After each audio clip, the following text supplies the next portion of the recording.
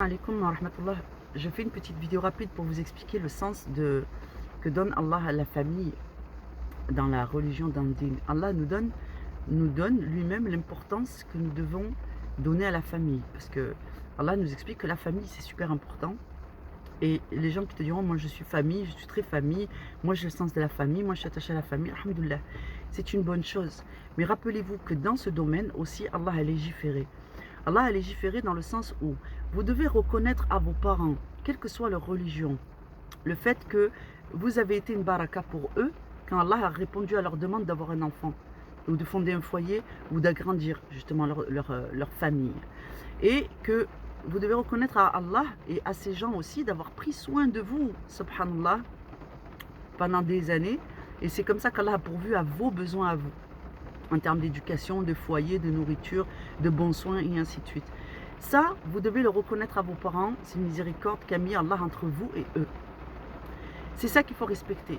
Quant au choix de sa religion, au choix de sa pratique, là on touche à un domaine qui est extrêmement intime dans la vie de l'individu, parce que c'est ce qui va faire sa construction de son intérieur, donc le socle de son âme, sa piété. Et comment il va orienter sa piété en choisissant d'obéir à Allah Azza wa Jal, mieux que ses parents, différemment que ses parents, mais selon ses convictions. À la lecture du livre, Allah guide les gens individuellement. C'est ça qu'Allah attend de vous. Il vous dit, je suis priorisé, à prioriser sur la religion de vos parents. La religion d'Allah est à prioriser sur l'héritage que vos parents vont vous donner en termes de religion et de croyance. Vos parents ont utilisé leurs propres ibadah, leurs propres adorations, leurs propres croyances, mais quand bien même ils soient athées, hein, ce sont des convictions profondes qui meuvent les gens et qui sont à l'origine de leurs actions. Donc l'intention est mue par des croyances. Que ces croyances elles soient athées, chrétiennes, juives ou musulmanes, dans tous les cas, Allah vous demande individuellement de lire votre livre et d'accepter d'être guidé vous-même par Dieu lui-même. Parce que dans la religion d'Allah, l'unique, il n'y a pas d'intermédiaire ou d'intercession possible dans ce monde autrement qu'à travers les bénédictions. Donc, votre relation à Allah est tellement personnelle que vous devez la construire vous-même. Et il vous dit, si tes parents te commandent de me désobéir, alors désobéis-leur. Mais Allah vous a interdit de rompre les liens de parenté dans ce sens.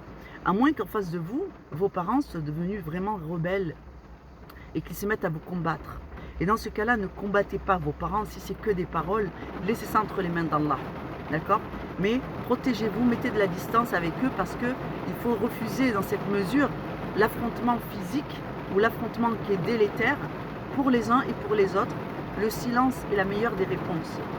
Donc, je vous enjoins, Inch'Allah, à regarder la relation entre famille, membres de la famille, telle que Allah l'a décrit ou vous la conseille dans le Coran.